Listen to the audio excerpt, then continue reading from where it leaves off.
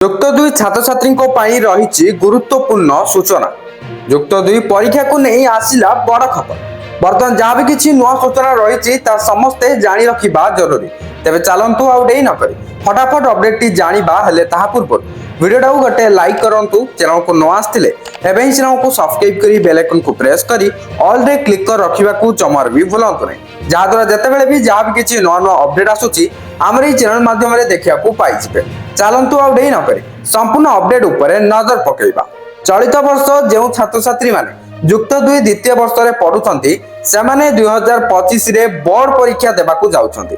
से ने उच्च माध्यमिक शिक्षा परिषद पक्षरु आसीची सूचना। डिसेंबर 26 रु जनवरी 15 जाए हेबो प्रैक्टिकल परीक्षा। फेब्रुआरी 15 रु आरंभ होई पारे युक्त दुई बोर्ड परीक्षा। परीक्षा संबंधी समस्त सूचना और समय सारणी परवर्ती समय रे उच्च माध्यमिक शिक्षा परिषद पक्षरु जणै दिया जिवो। आगु जहाँ भी किछि नवा सूचना आसीबो ता हमर ई चैनल माध्यम रे जानिया को पाई जिबे।